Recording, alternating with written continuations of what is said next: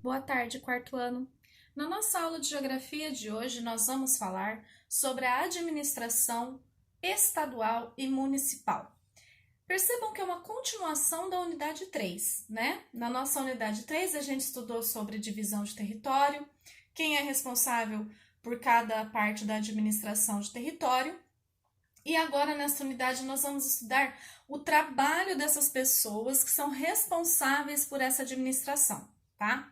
Então, começando pelo governador. Quem é o governador? O governador é aquele responsável, aquela pessoa responsável pelo estado ou pelo Distrito Federal, tá? Então, existem no nosso país, ao todo, 27 governadores. Dos 20, cada estado, né, dos 26 estados e mais um governador para o Distrito Federal, tá certo? Então, olha só, ele comanda o estado ou o Distrito Federal. Do que o governador cuida? Da segurança pública, tá? Então, a polícia, quem gerencia, né, verbas para a polícia, para a segurança pública é o governador. Construção e manutenção de hospitais, laboratórios médicos, escolas e universidades, desde que sejam públicas. Então, os hospitais públicos, universidades, escolas públicas, a construção e manutenção desses serviços é responsabilidade do governador do estado, tá? Gerencia a manutenção de rodovias e criação de moradias populares. Lembrando que essas rodovias também têm que ser rodovias estaduais, tá? O estado não toma conta de rodovias federais, nem de rodovias particulares. Por exemplo, aqui no nosso estado de São Paulo, nós temos muitas rodovias com concessão particular. O que isso significa? Quando a gente viaja, a gente não tem que ficar parando em pedágios para pagar um valor? Então, por que a gente paga pedágio? Porque aquele trecho que a gente viajou, existe uma empresa que cuida daquele trecho. E para ela cuidar daquele trecho, ela está cobrando um valor de nós. Então, não é algo público, é particular. Aquela estrada faz parte de uma empresa cuida daquela estrada.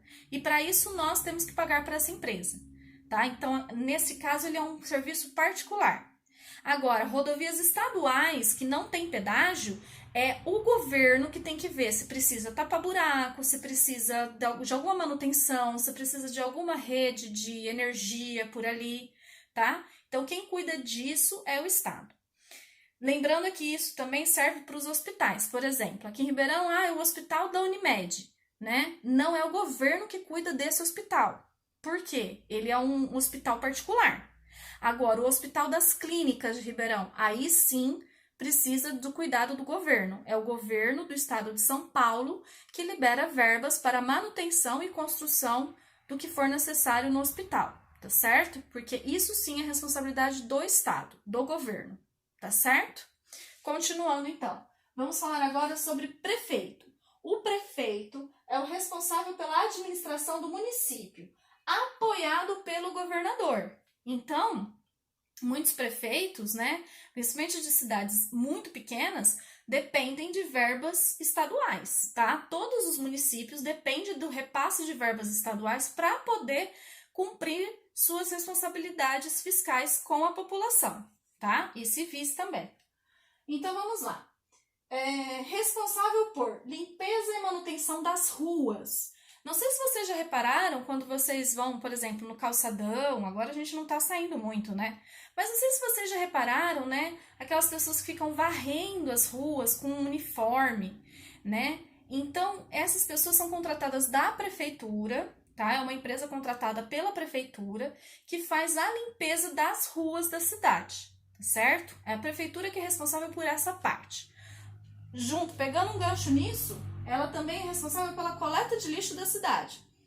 Então, a prefeitura tem que arranjar um jeito de coletar o lixo de toda a cidade. No caso de Ribeirão, tem uma empresa responsável por isso. Então, a prefeitura paga para essa empresa para ela poder fazer o serviço de toda a cidade, tá? Manutenção de centros de saúde, escolas e creches.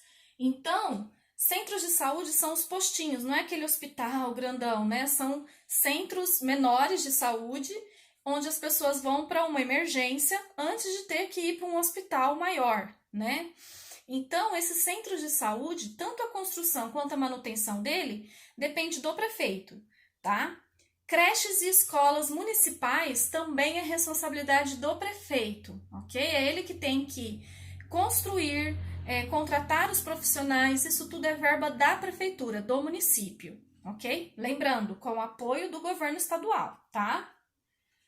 Gerenciamento de iluminação das ruas e avenidas. Então, toda a iluminação da nossa cidade, todo o gerenciamento, fornecimento de energia elétrica, né, da cidade é um serviço oferecido pela prefeitura, tá? Também pago a uma empresa particular que faz isso, mas a iluminação pública, ela é responsabilidade da prefeitura, ok? E, nossa, mas a prefeitura paga tudo isso como? É por isso que a gente paga os chamados impostos. Então, sempre que a gente paga uma conta, né, sempre tem ali um juro, alguma coisa que vai para o pagamento dessas questões públicas. Tem também um imposto que paga na cidade chamado IPTU, tá? Que é um imposto que a gente paga por construção das casas nas cidades. Então, cada construção, cada metro quadrado da construção tem um valor e aí a gente paga esse imposto para a cidade e é através desse dinheiro que ele administra verba para tudo isso aqui, tá? Fornecimento de energia, água e rede de esgoto para os bairros. Vamos supor que vai construir um bairro novo em Ribeirão, tá? O fornecimento de energia, fornecimento de água e rede de esgoto daquele bairro é responsabilidade da prefeitura. Então, enquanto a prefeitura não for instalar os postos de energia, enquanto a prefeitura não for fazer a ligação, né, de tubulações de água potável e a tubulação de captação de rede de esgoto para levar para o tratamento de esgoto, esse bairro não tem como funcionar, tá? Não, pelo menos não como um bairro estruturado, né? Infelizmente a gente conhece realidades de bairros que não tem toda essa infraestrutura, né? Que a prefeitura não chegou a cuidar dessa parte ainda, e aí os moradores têm que ficar pedindo, né? Tem toda uma solicitação para ser realizada, tá bom? Bom, existem outras pessoas que ajudam na administração, em toda essa administração pública. Então, nós falamos da figura do governador e a figura do prefeito, que são as figuras principais quando a gente fala de estado e município. Só que existem algumas pessoas que ajudam eles nesse serviço e que fiscalizam eles nesse serviço. Então, lá na página 78, fala sobre senadores, deputados e vereadores. Vamos começar pelos senadores, tá? Os senadores, eles são representantes responsáveis pelo controle e pela fiscalização do poder executivo, tá? Eles que fiscalizam o serviço do presidente, do poder executivo do país, tá? Cada um dos estados brasileiros, além do Distrito Federal, tem direito a eleger 3 senadores. Então, São Paulo tem direito a ter 3 representantes do Senado lá em Brasília. Amapá, mais 3. Amazonas, mais 3. Rio de Janeiro, mais 3. Goiás, pensei na capital. Goiás, mais 3. Né? Tocantins, mais 3. Então, cada estado brasileiro e o Distrito Federal tem o direito de eleger 3 representantes, 3 senadores, para cuidar disso em nome do estado, tá bom? Deputados, nós temos 2 tipos de deputados. Nós temos os deputados estaduais e os federais. Então, começando pelos estaduais.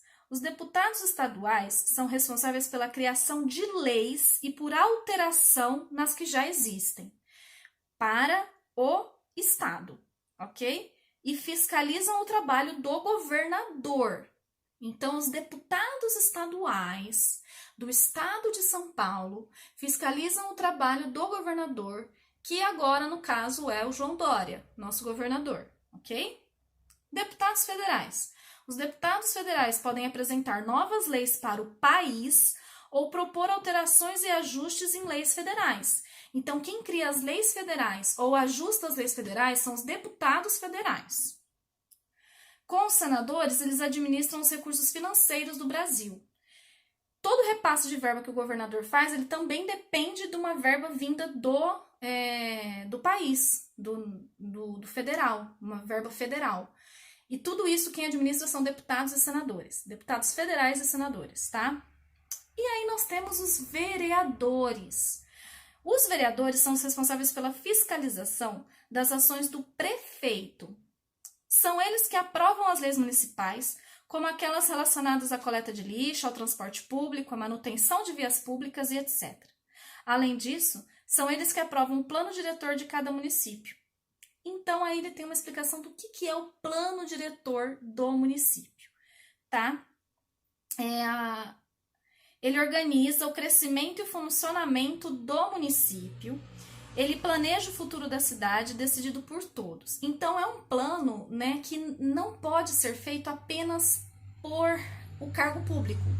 É algo que tem que ter uma participação da população.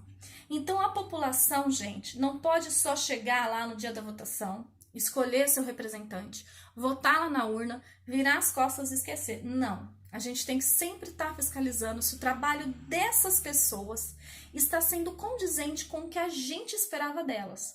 Porque são elas que estão nos representando e são elas que estão gerenciando o nosso dinheiro para o nosso bem-estar. Então, aprender sobre administração pública é importante para isso, tá certo? Bom, o que vai ser a tarefa de vocês?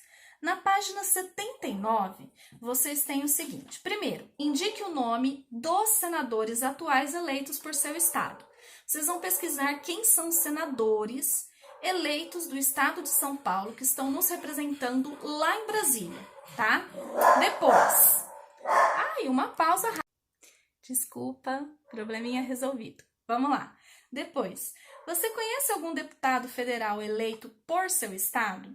Caso conheça, escreva seu nome e sobre a sua atuação. Então, eu quero que vocês pesquisem um deputado estadual, tá? Mesmo que vocês não conheçam, eu gostaria que vocês pesquisassem um. Como eu disse para vocês, isso é muito importante a gente a gente saber quem está lá nos representando, tá bom? E você conhece algum vereador eleito do seu município? O que sabe sobre a atuação dele? Também quero que vocês pesquisem isso. O nome de um vereador da nossa cidade e o que ele tem feito pela nossa cidade, tá bom?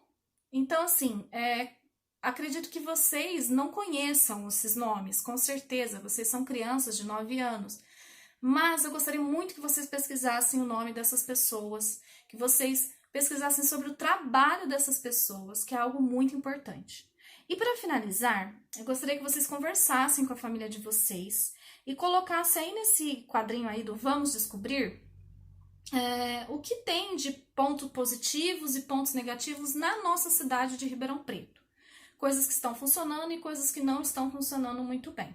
Não, lembrem-se, destaquem não só pontos negativos, tá? Gostaria de que colocasse também pontos positivos da administração pública da nossa cidade. Tá certo, turma? Então, beijos e até a próxima aula.